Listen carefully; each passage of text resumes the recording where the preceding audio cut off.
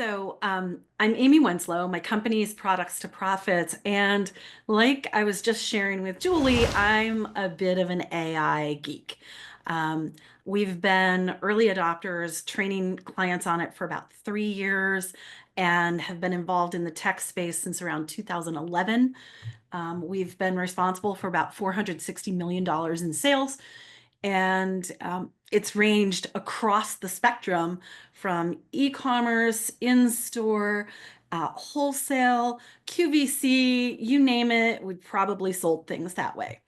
And my company, we really work at the intersection between product development, that circle, sales, and marketing. Where those three things overlap in the Venn diagram, that's us. So I have been really active and a proponent of AI for a long time for a very specific reason. I think that we need as many amazing, awesome people as possible using it for the good, because I think that that's what serves everybody. And so, really, what I am about is how do we lower people's resistance and improve our intelligence about it? Not improve the AI's intelligence, but our intelligence about how to partner with it, how to collaborate, and how to actually leverage and use it really, really well. So while I get my screen share started, I have a little bit of an agreement that I need from you. I will be amazing for you if you give me energy too. Okay. So I can see you on my screens. That means like I'm watching. And if I ask for something, like drop a comment in the chat, please do your best to do that, so that we can make this as interactive as possible while staying focused. And I have left time at the end for some Q&A. And then I have a special little demo that I think we will probably do as well. So with that, I'm going to start the screen share.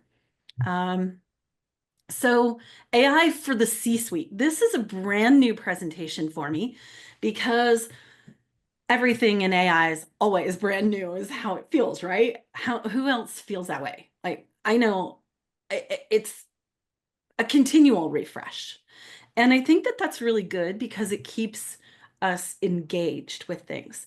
So today is really about boosting your efficiency, visibility, and growth inside of manufacturing. My background is manufacturing. I was originally a jewelry designer, and I've solved manufacturing defects in 5 different countries.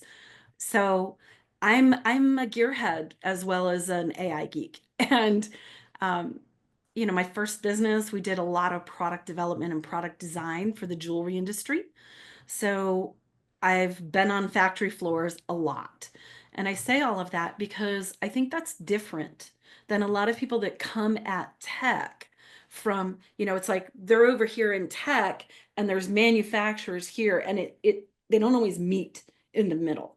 So I have both parts going on in my brain. And sometimes that's a really, really good things. And other times it's like, "Ooh," you know, because I'm always looking for what is the intersection. Here's what we're going to be about today. Um, okay, we'll do it that way. So, why does AI matter right now? And why does this talk matter today and for the rest of 2025 for sure? Is that this AI is no longer optional, it is your strategic advantage. And 78% of companies use AI, but less than half are training their employees on it. And that is shocking to me because of several reasons. Number one, you're missing leverage when you don't train your staff on it. And on top of that, if you don't have policies around how AI is getting used, that lack of clarity opens up a whole can of worms as far as liabilities and intellectual property protection, etc. I am one of the speakers for the US Patent and Trademark Office on commercialization of ideas and patents, all of that. I'm not an attorney, so I'm still very sensitive to how intellectual property is used and where it gets exposed and how it gets protected. So I definitely have some best practices about that if anybody's interested. Manufacturing margins. Wow, this year has been a wild ride. Margins have been on the tariff roller coaster. And frankly, margins are getting squeezed from multiple directions, whether it's tariffs, labor prices, etc. And what this is doing is it's creating some tightening in the labor markets for talented people. As we're all thinking about reshoring and nearshoring and all of the other changes going on in manufacturing, talent is one of the speed bumps in reshoring your manufacturing because there's the skill sets aren't necessarily there. So robotics are involved with AI. So your talent is scarce, but tech isn't. So I want us to use tech where tech is great and have people where people are great and use the two in a really collaborative manner. I think that's actually our best approach. So here's the outcome for today. My commitment is I'm going to show you how to use AI in manufacturing businesses in a way that's practical, profitable, and actually surprisingly simple so that it's boosting your efficiency and it sharpens the visibility, both internal visibility in your process as well as visibility in your market. Um, and that it actually drives growth because I'm not interested in AI for AI's sake. I'm interested in the results it gives. So whether today's your first step into AI or you've already started experimenting with tools like ChatGPT, you're going to get things out of today. Cool? Okay. Um, so the challenges right now, it is real pressure because the rising costs, your thinner margins, labor shortages, skill gaps. I mean, I can go through this list, but you're all really familiar with it. One of the things that's also hamstringing manufacturing is these data silos and the lack of the visibility between connected pieces of data and the amount of data visualization that needs to happen. And then demand is swinging and forecasting got really crazy. I was just down at the port at the beginning of the month and was seeing, literally the physical effect of the port traffic. And that's creating its own forecasting struggles, as many of you are familiar with. And supply chain, we've gotten very clear over the past 4 years about the fragility of supply chain. And then we have some businesses going through stagnant growth and market competition. So there's a lot of factors that are coming in for manufacturers. And the good news is that AI can actually address every one of those points. Every one of them can be improved and effectively dealt with using AI. So here are some more stats. So Microsoft found AI is going to increase its productivity right now by 40%. I think that's a conservative estimate. And if you think about it as an average, some roles and functions are being massively affected already. Sales and marketing are some of the leaders in adoption. And then manufacturing is one of the lower pieces, lower adoption rates. But predictive maintenance is reducing costs by 25% and it's reducing downtime, which is a really, really big factor, by 30%. So that's 30% net positive on capacity if you don't have that downtime. And then companies using AI are generating 1.5 times more revenue growth. And here's one that always gets me. I personally think this is higher than this quoted stat, but 57% of employees use AI without telling their manager. That means they're already using it, whether they tell you or not. There's some other surveys and reports that are actually reporting that much higher. There was one at 72%. And they're doing this for a couple of different reasons. They feel like it's job protection And some feel it's giving them a competitive advantage, some of the employees. But here's the real thing to keep in mind. The next part, less than 36% of companies have formal use policies, and only 39% of employees are getting trained on AI.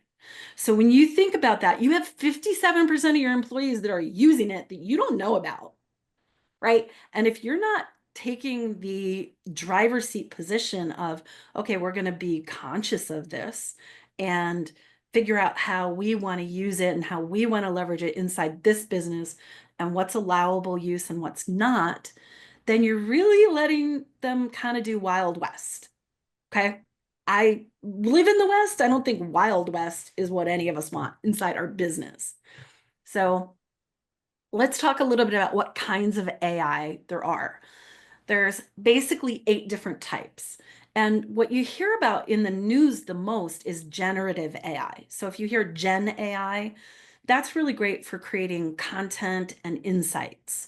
It's ChatGPT, GitHub, Claude, Perplexity is doing some generative, they're also doing research, but generative AI is what you're going to hear the most about. However, for manufacturing, I think some of the other AI is actually more effective for you.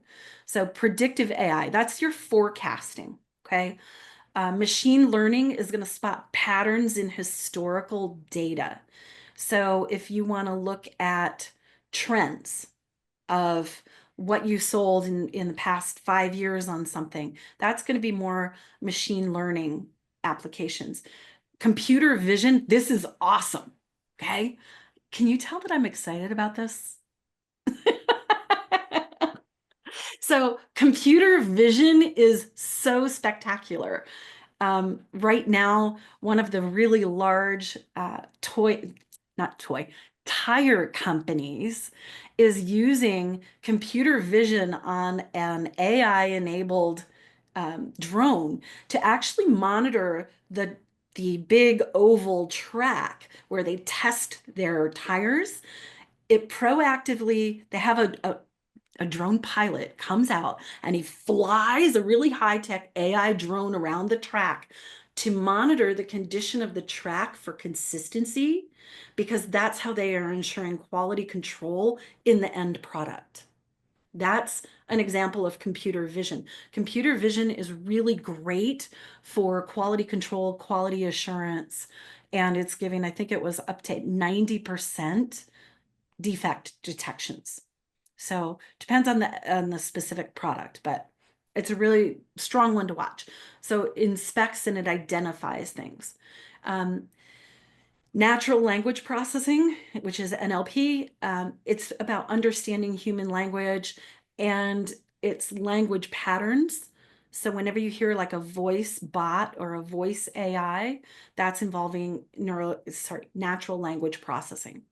RPA is it's about the robotics, so automating tasks.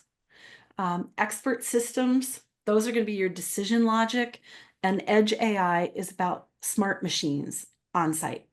And I've got more detail about these if you want it. I have some extra slides about it. So the big thing to keep in mind is that in September of 2023, we had about 7,400 AI applications kind of being used, right? There were 14,000 AI startups. That was back in, like I said, mid 2023. Well, now there is over 10,000 distinct AI software systems in use as of January. That's the best estimate that we can get. It's really hard to estimate it because there's so many different kind of versions of things, right? Like, where is that blurred line of now becoming a distinct AI software? And there's 115 million daily active users and 180 million potentially worldwide, right? So the range is really broad because, again, defining what is a daily user is the challenge, right? Is somebody who casually uses Alexa, are they a daily user? you know, it's really been an interesting thing to watch how we're starting to quantify and measure. So I think the big thing for you to understand here is that there's a lot of different types of AI that you're going to see in a manufacturing environment. The computer vision could be on a production line, it could be in your quality control. Your machine learning can actually spot patterns in where defects are happening from. Predictive AI, your financial forecasting. It can also be, okay, well, what's our demand going to be? So it's an interesting topic. So here we go. I wanted to give you some real use cases of things that AI is doing really, really well. Predictive maintenance, so that you can avoid breakdowns and you reduce your costs. Quality inspections, like I said, with AI vision, 90% defect detection accuracy. 90%. That's really high. And I do actually believe it. It's going to depend on the type of machinery, demand forecasting, so that you can actually reduce your inventory bloat. Um, Faster, more consistent sourcing through some procurement automations.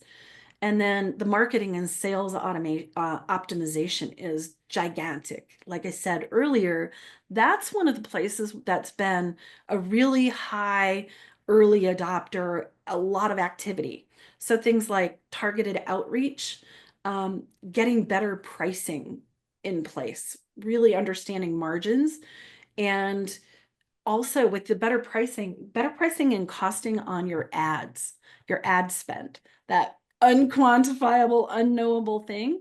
We're actually starting to see a lot better analytics on ad spend, return on investment, and customer acquisition costs. Um, Sales call analysis. Think about that. You could use AI, or you can right now use AI to analyze sales calls and to actually help train new team members on your sales process and to help them improve and get feedback, almost like teach backs on their sales calls. So I think that's super exciting. And I wanted to show you this chart because it's mind blowing. Um, Here's how people are using generative AI just by itself. So this would be the Chat GPTs, Claudes, all that. Um, so if this is a little bit old. It's from March of last year. So this has only gotten better, right? Look at this list. So what they've done is this visualization shows the percentage of people that are using it for different things, right? So content creation and editing, 23%. Technical assistance and troubleshooting, personal or professional support, learning and education, hobbies and recreation, research, analysis, and decision making. This, I think, is a really big untapped opportunity. And it's gotten a lot better in the past year. And then when you see this chart over here, this is what the dots break down to. Okay. So the categories, drafting letters, I know Danica uses it with me and I'm all for it, right? So I think this is an important thing to keep in mind as a landscape. Um, you can even do things like have a personal board of directors that you put in place for yourself just to get input on life goals or something like, hey, these are the competing priorities this week. What should I do? Um, Really, really cool. So when it comes to use cases, I wanted to kind of break this down a little differently. So you can monitor machines in the manufacturing here. You can monitor throughput, materials forecasting, you can use inventory levels, and you can also use it to help resolve capacity issues. We have something that we did for that. I had a project that we're working on, and I had estimated that it was going to take about 45 hours of my time, 45 hours of Danica's time, right? And then I went through our project planning and I assigned all the time that I thought everything was going to take. And, it's going to add about 3,000 leads into the business and it's going to do some other stuff. It's really cool. Well, anybody want to guess how much my original kind of back of the envelope estimate was off when I ran the analysis? Anybody want to guess? Just say a number, somebody, right? It was mind-boggling. 15%. Oh, I was off. Uh, I'm embarrassed, but I was off by 100 hours of my time. 100 hours. That's a lot.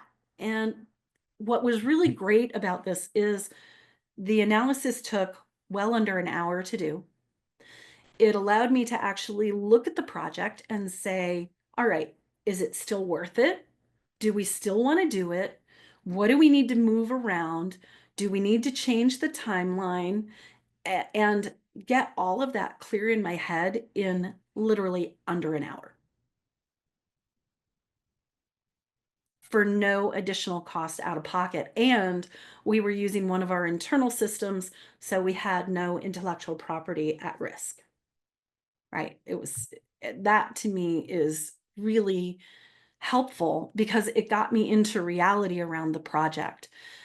So also some other things for manufacturing is testing your prototype designs or your color schemes. What colors should you be producing something in? And so testing your product decisions before going to production is a really great use case for manufacturing. It's actually shortening the timeline from ideation to market really smartly. And it's going hand in hand really well with rapid prototyping, which I've been involved in rapid prototyping for a couple of decades. So I think that that's a really good fit.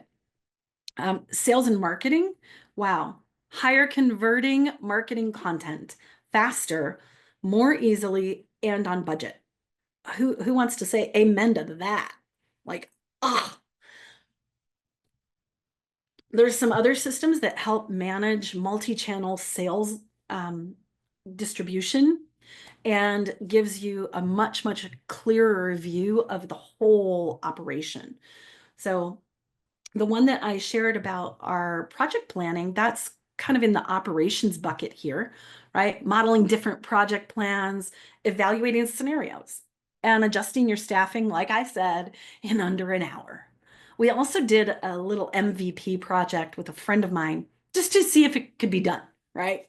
I was like, I'm an explorer that way. Let's check it.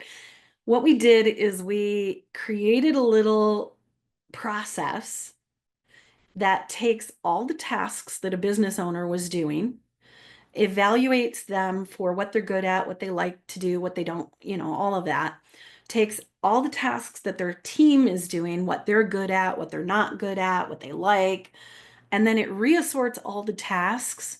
And the output is an implementation plan to get all the tasks to the right people in the right seats on the bus. That whole MVP cost about $50 to do and took about 7 hours to figure out because we were figuring out the process and how would we get the inputs and that thing. But to have that in 7 hours is pretty amazing. And we wouldn't have been able to get there without AI. So you can improve the efficiency and the effectiveness of your team. Okay. Now, there we go. So I wanted to show you, this is actually the internal thing that I told Chris I've never shown anybody. You are literally like person number 3 and however many more, right?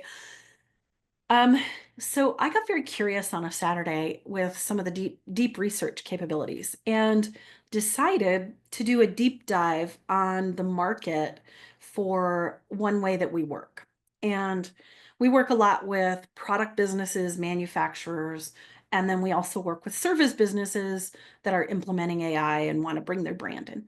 So I decided, okay, it started with I want a list of the top 10 fears, wants, and roadblocks for this particular market segment And I wanted to know like the thought they have in the middle of the night, the thought they have after this problem is solved, how they feel now that it's solved. Um, who were their mentors, what tools did they use, how they saw all that stuff. Because I wanted to see what it would say, number one, because this is a market that we actually know very, very well. So I could check it, right? So we ended up with a spreadsheet that is 30 rows by about 25 columns wide of market research data that is actually really rich and on track.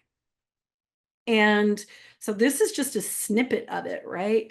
So when you think about this, it's really important to kind of think from, well, what is the goal that you're trying to reach, right? And to reverse engineer from that. So if you can do that, that'll put you way far ahead. Does anybody have a question? This is kind of a cool one. Okay, I'm going to keep going. So when you think about using AI, there's a lot of really creative things you can do that take you thinking of it, right? Like, oh, well, what could it do? And being willing to experiment. So here's some of the ways that we're using AI at our company.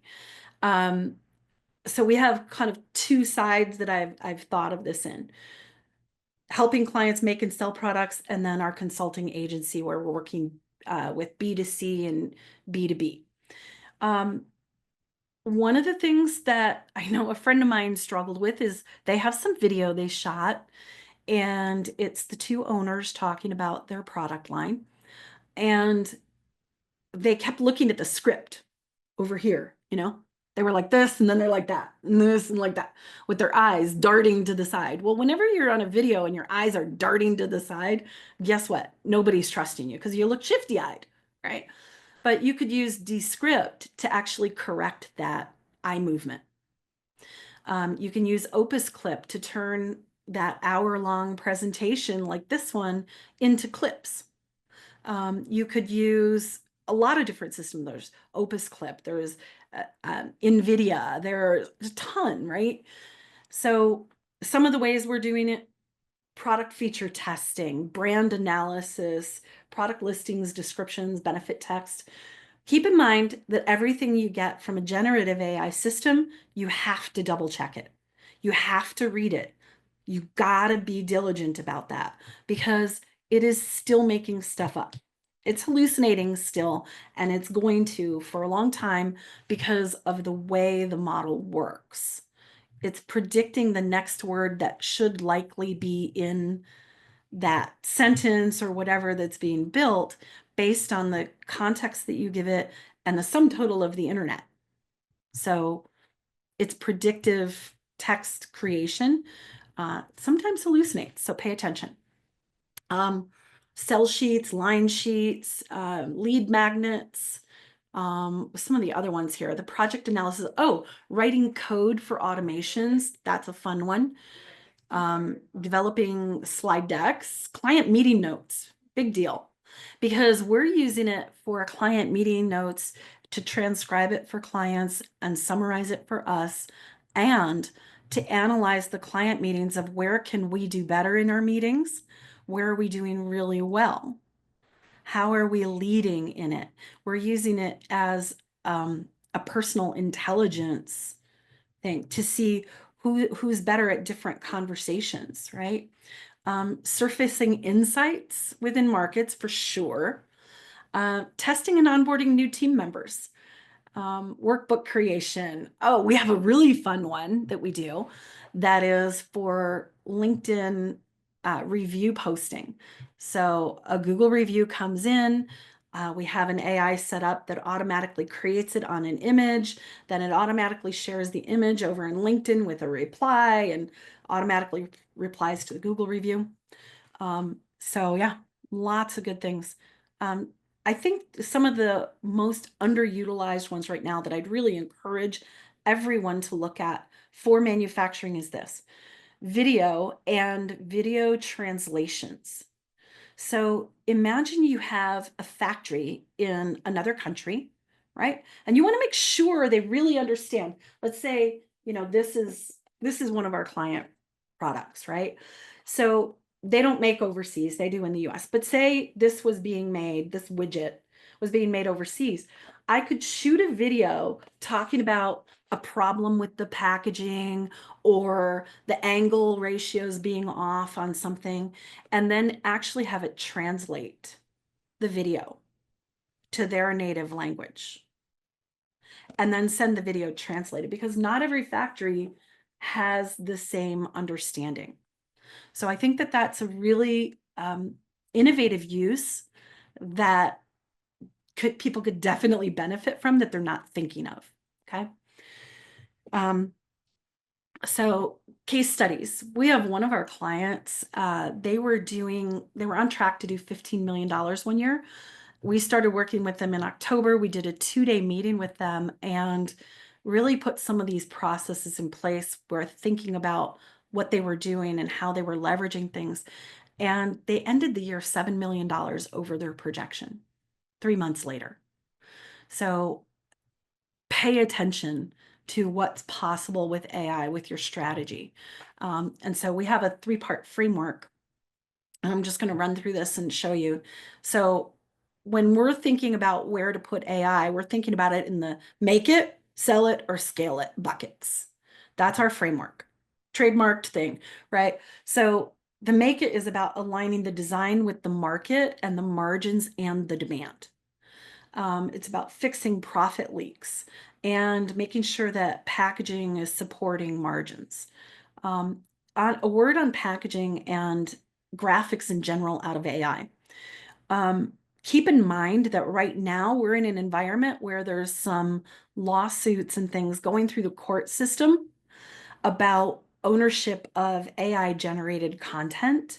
And so if there is something like your logo for a business, I do not recommend you have that solely created with AI. You need to have humans involved with it, okay? So that you make sure that you have intellectual property rights on it. Um, Under sell it, brand creation, analysis, and implementation, brand creation and using AI for that is really more about the explorations. It's not about the finalization, right? There is a new system that I was just looking at called Ready, Readdy, that actually creates mock-ups of websites that you can then uh, translate over and put into Figma and bring a website designer into. So I thought that was really cool. Content creation and predictable growth with AI enhanced tools is one of our focuses for our sell it section. And then messaging, targeting, and pricing at scale. So how do we cause messaging out in the world at scale? Um, and then systems. Oh my gosh, I love systems visibility and product velocity through AI. Some of the things that we're using, I'll give you a list of tools. Chris, I think you probably started using Clockwise for your calendar after we talked. I'm seeing a little bit yes, no. Using that to help manage calendar has been very helpful. Um, and then we're also using some tools that allow us to do rapid iteration and really elite kind of A/B testing on things. So streamlining your operations and your strategies are really important. So most companies are losing margin before they start. And AI is going to help analyze your profitability, your pricing, your product design, and help you kill off poor performers so they get winners. I like that. And then when you look at selling it, AI assisted sales page creation, emails, and follow-up campaigns. This will benefit the most if you put your branding into the AI system that you're going to use. So the best one for some of these, I'm happy to share that in the Q&A, and you'll get faster campaign deployment. We're deploying things literally same day for some of the campaigns that we're doing. And then personalization, hyper personalization is a really big trend as people are getting tired of generic. So, and then scaling it. Using your AI to scale is important because of the ad strategies. Meta and Google's AI for their ads is getting really quite elite. You don't need to do nearly as much as you used to in split testing in their platforms. But I still encourage it. We had a campaign recently that somebody ran, and the surprise of it all was the ad that won was again the one with a dog looking at the camera, having nothing to do with the product.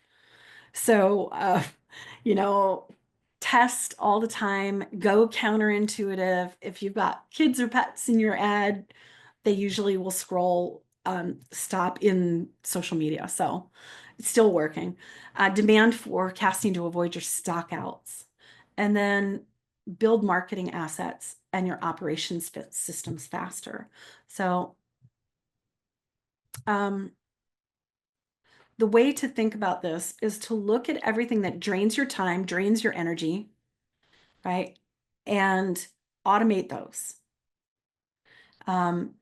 Managing focus time on my calendar was a really big drain for me. It was like, I know I need those focus blocks to get deep work done, but putting it on my calendar every week and managing everything around it was ridiculous. So Clockwise handles that for me. Delegating smarter and not harder, and deleting your low impact tasks. We actually run analysis on our tasks to figure out what not to do sometimes, because yeah, it makes a difference. And then monitoring your changes. That can actually be handled in AI.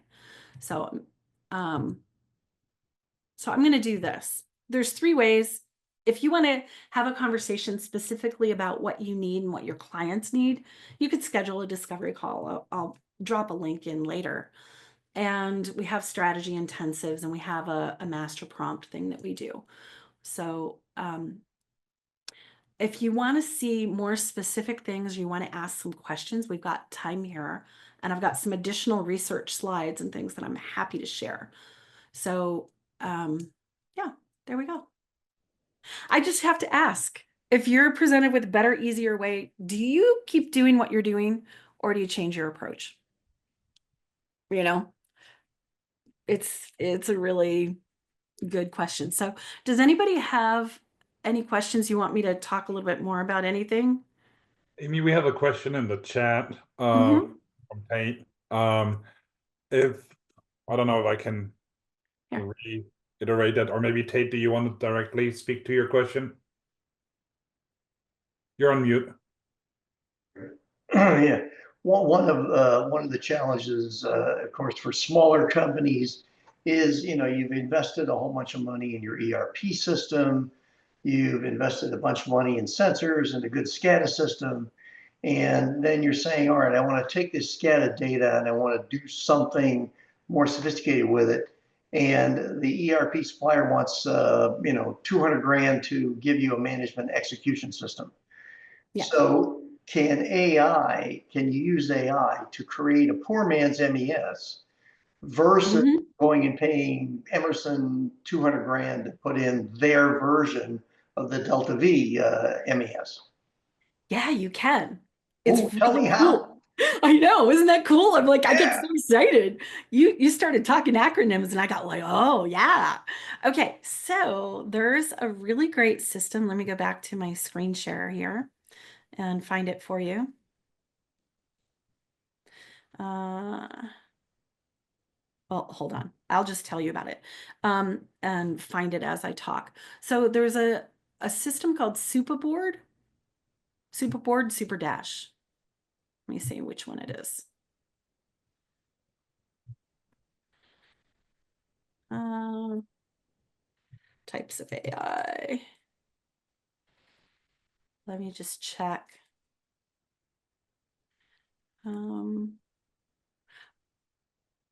Because what it's doing is it's doing data modeling really, really cost effectively.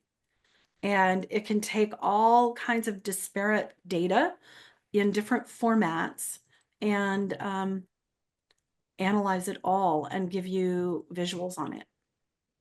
Wow. Yeah, it's really great. One sec. I gotta just find it to make sure I'm getting the name right. Danica, can you check the slide deck and drop that in the chat for us? It's one of those screenshots, Super Board, I think it is the right name. I think my brain's got it. Super Okay. Dash, but SUPA, and then I think it's board. It's one of the end slides way at the back. Okay. So yeah, we'll get that for you, Tate. But I think it's a really great system. Let me see if I can find it online. And while I'm finding that, if anybody else has a question, I'm happy to answer. What's a problem that you're facing that you would love to solve? And tell me. What we're doing now is we're taking the data out of the SCADA system, putting it into spreadsheets, analyzing it, and then putting that into the in the ERP system. So I've got a couple of two analysts who are spending a great deal of time just spreadsheeting and analyzing data and then sticking it into the ERP system. But No, I want to pay Emerson, $250,000 to have a system to do that. this is the system that I said at the beginning that I had something I thought you would personally really like.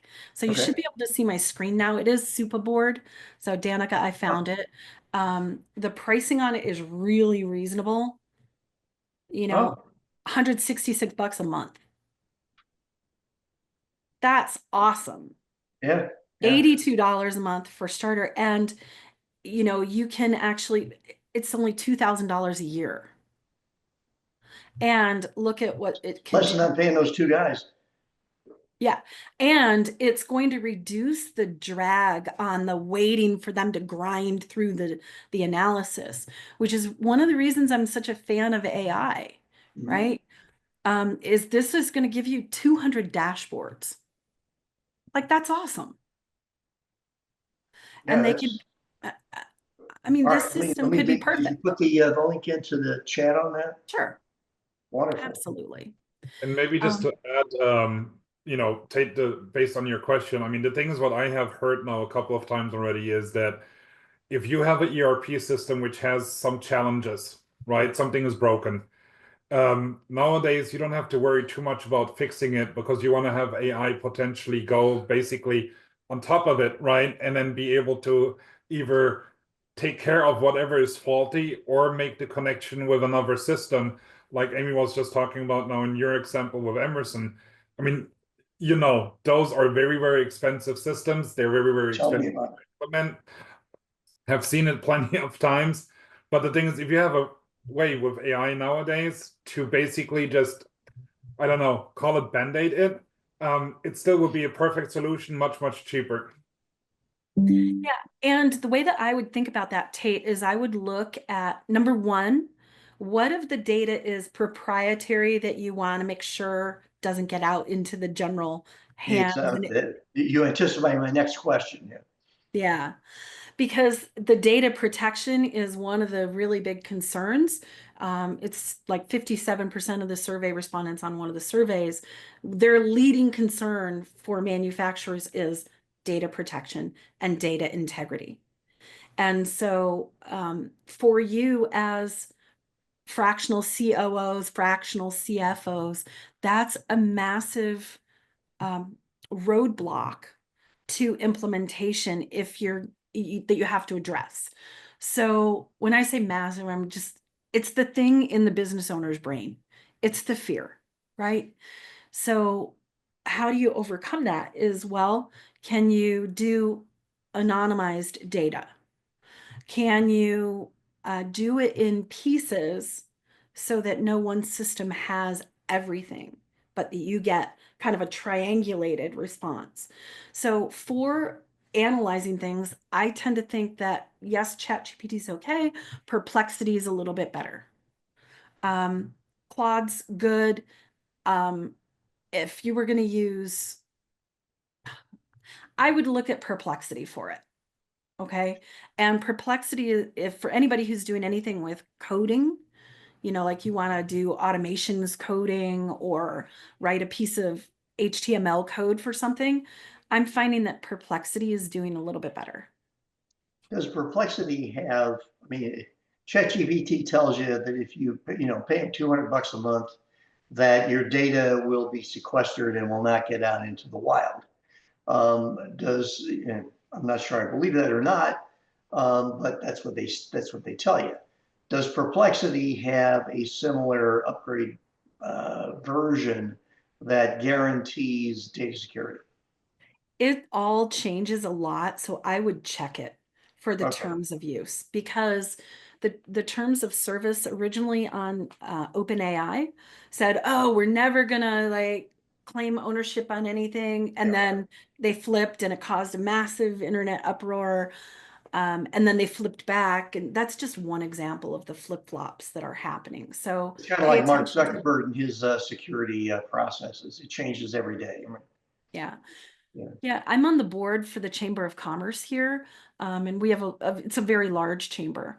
And one of the manufacturers that's in town that sits on the board with me is the number one or number two producer of insulin in the United States, right? It's a big pharmaceutical company, and they aren't touching AI.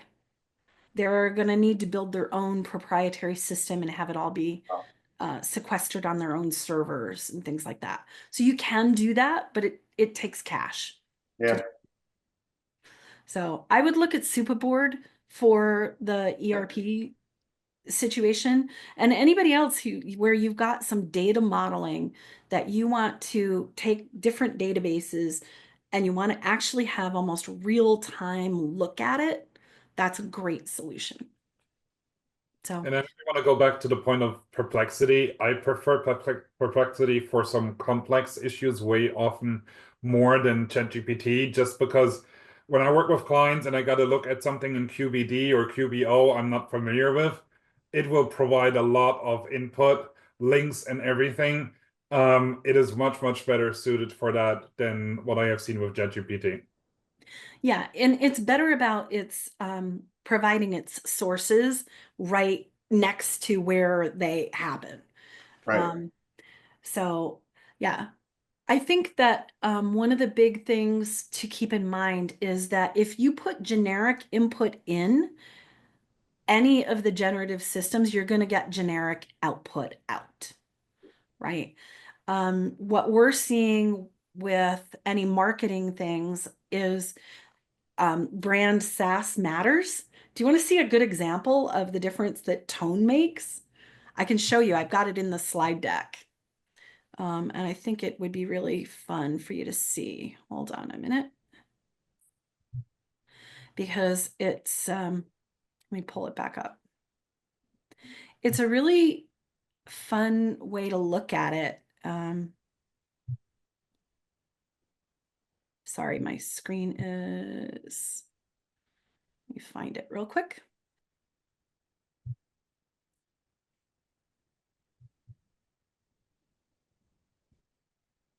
And I'll bring up the workflow as well, because that's a good one.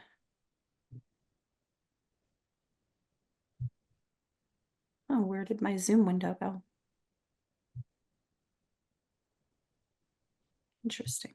I'll just do it this way. Amy and Chris, I know, Amy, you're digging up the work. I did have one other question I wanted to ask before we sign off. Sure, go ahead. But no, finish your thought here.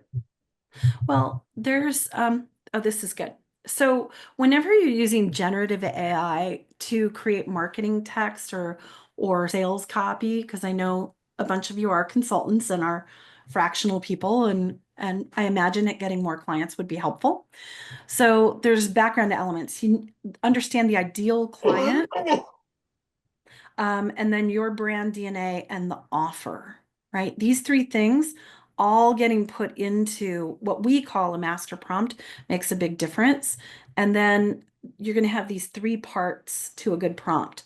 So your company background and uniqueness, brand tone is what I'm talking about, and writing style that make a really big difference. So here we go. Perspective. We have a client, they manufacture cat toys. right? So really high end, really premium, awesome cat toys with organic catnip in them that makes cats crazy. And so if you just put in uh, a request over in ChatGPT for it to create one-liners about catnip, right? You just give me one-liners about catnip for social media. It's typical ones would come back. Catnip is known to have potential stress relief effects in cats. Meh, really, meh, boring. Therapeutic properties of catnip positively impact feline well-being. Meh, who cares, right? They're not very good. They're not going to get people to stop. They're not really great marketing. Say you're going to market over in LinkedIn. You can actually tell ChatGPT to be a vet, and you're going to get more technical ones. Discover the therapeutic benefits of catnip for cats' mental and physical well-being. Okay. Catnip, a veterinarian's secret to encouraging hydration in cats. That's kind of interesting, right? Different take. What wins, though, is this. What would a cat say about catnip? Right? This is what a cat says about catnip. Catnip? More like cat yip, right? Like if you're thinking about something funny for Instagram or Facebook or a marketing piece, catnip, my kind of herb garden. Like this is kind of fun. Who needs caffeine when you've got catnip? It's the same. We actually did this with the exact same request, changing the perspective of who was saying it. Okay. So the perspective with AI, particularly with generative, is really important. Okay. And it can add a ton of brand sass and attitude. You want to think about your writing style and the brand tone as well. Because you can write about, my glass as if you're a chemist, or you could write about it as if you're someone who's really thirsty. And your content's going to be totally different. Okay. So with that, let's see, what other questions before we wrap up here? You had mentioned, Amy, some AI system that allowed you to do A/B testing on different ads. Mm-hmm. What's your recommendation on that? Yeah, sorry, I just hit a little wrong button over in the chat. A/B testing, that's going to be embedded in some of the email systems. Depends on what you're doing A/B testing on. So here, I'm going to drop my email address in here. So anybody who's interested in talking afterwards, you can hit me up there. And Danica, could you drop the website address and stuff in? I think yeah. Oh, she's still here. Cool. So for A/B testing, you can use it. Okay. If I were A/B testing a landing page or a website, I would use Crazy Egg or Hotjar to look at where people are clicking on the page, where they're scrolling, that kind of stuff, right? And then you can actually now have Google's AI see, right? Their Google Lens is now embedded in their AI. It can look at the page and analyze the page for you.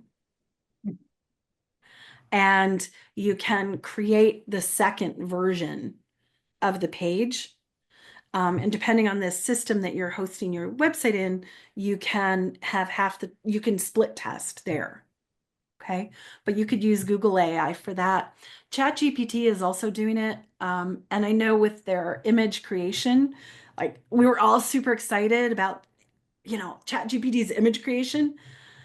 Don't try to do a whole lot of text on it. Do fun things, do different stuff, but it is doing really good things. It's still struggling a bit with text and spelling things. So, William, yeah. Yeah, hi. So just to add on to that question, and I'm going to have two. So to add on to that question, you said that Google Lens can analyze the web page, so it can look at past history of who clicks where, what gets clicked on the most, and so on. Yeah. No, for that, I would export some Google Analytics, Yeah. right? I would use Crazy Egg or Hotjar to analyze the clicks of like where on the page are people clicking. Mhm. And then I would export some Google Analytics and have it run analysis on the path that people went through the website, that kind of stuff. Okay, Does that and help? then I'd take that, and then I would take that text output and my A/B testing HTML then that I want to test and improve. I would paste both of those into Claude or Gemini or ChatGPT, and ask it to make the appropriate updates. Is that what you're saying? Well, you can give me a web page that you would want to improve. Just like, what is it? Is it a sales page or a Yeah. what?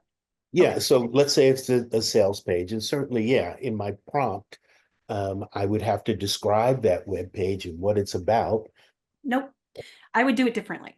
I would go to the web page. I would, number one, copy all the text from it, right? And throw all the text from it into Chat GPT or Claude or Plex, all of that. And then I would ask a question and say, what elements are missing on this page that would improve my conversions? Right? Or ask it, um, analyze this page for tone and how compelling it is, Mhm, right? So it can analyze that kind of thing mhm. with just the text. Okay, It so would yeah, also want to know who you're trying to sell to. yeah. So all of those things I can cover in the prompt in the directions that I'm giving to whatever the large language model is. Yeah. Here's my And second question. well, you can also take the URL and put that in and ask it to analyze your SEO. Yeah, but I mean, if I'm going to change this HTML page, I should physically have it, and so I can just take the file and paste it into the prompt along with my prompts for instructions. But okay, I would we're use on the same Perplexity page. for that. I would use Yeah. Oh, Perplexity, not GPT. okay. Um, well noted. Um,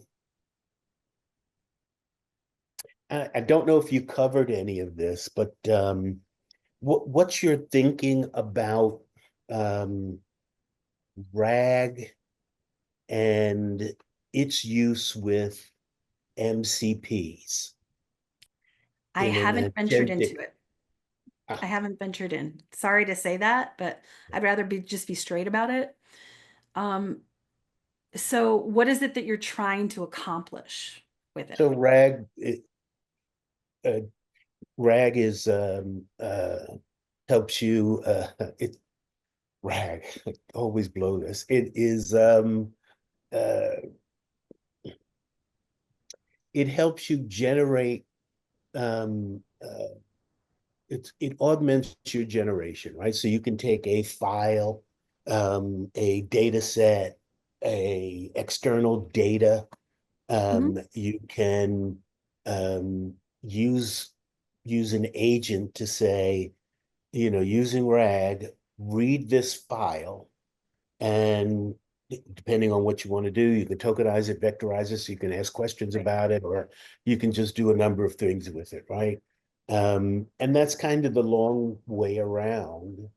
Um, what I also want to do is do that kind of RAG where it can look at multiple files, but also use MCP, which is model component process, so that I can uh, so the MPC acts as a server that I can Mhm. plug into, and it can plug into other resources. Like I can I plug into a internet connection. I can plug into a SQL database. I can plug into another application yeah.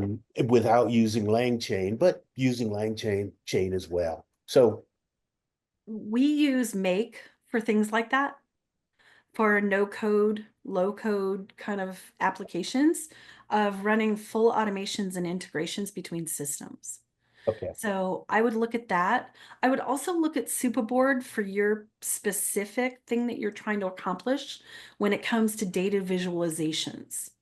Yeah, okay, and it's more It's than that, right? So here's yeah. what I really need to do. I have proprietary data that I Mhm. can't paste into one of the LLMs because then Right. it's not proprietary any longer. Totally. And so now I need to be able to keep it behind my firewall and control it. Mhm. This is also the way I control the way the LLM responds to any of the questions, because now I can direct it through the agent to say, only Right. give answers based on this proprietary data. Yep. Sure, you can use the reasoning from the LLM. That's great. You can, if needed, Yeah. you can use the MPC to go and get other sources for data, but make Right. sure it fits into this content. So yeah, it's not it can't do that with no code, low code. It has to be coded. Well, I would still look at Make because what they've got built is really powerful. Okay. Um, and the way the recipes build is just really rich. And they've got a lot through all different kinds of things, webhooks, et cetera, et cetera, et cetera, that we've been really impressed by how much it can do. Okay. Very good. And at a really reasonable price. I think it's Okay. like 25 bucks a month or something. Yeah. So, and I just remembered what the acronym RAG means. Resource or augmented generation. Had a senior moment. That's okay. That's okay. So, if anybody has a question, I'm happy to talk more. You can reach out to me. Danica's put the contact info in the chat. And if you're ever interested in doing a master prompt, we're available to do those too. Those are really have been really powerful for people. So, definitely up for that. Chris, do you have anything else that you want me to Just a cover? couple of closing comments, more or less. Just make sure save the chat. If you have the chat or save it or look at it, you will see that Amy's email is in there, also the website, and I believe the phone number. Danica provided that as well. And if that is missing for whatever reason, feel free to reach out to me. If you look into Fang Manufacturing SIG, you will see my email address, and you will be able to reach out to me and just ask, whatever you need to know. The other additional thing is Amy will provide her presentation. So once the recording is available, the presentation and the recording will be sent to everybody who has registered for the meeting tonight. Yeah. That was my One, next question is, can we get at the recording? So that's Bill Brown and I are working together on 3 early stage AI based companies. I'm the financial guy. He's the CEO and lead tech person, as you might have guessed from his conversation. yeah. Absolutely. The one thing I want to, like a closing thought is AI is not going to replace people, except it will replace people who don't lead with it, right? Like we have to be in a leadership seat. And I think that's a really important distinction and really learn to collaborate with it, you know? So there you go. With that, everybody, thank you so much for the invite and for letting me come talk with you. And I'm always happy to talk AI.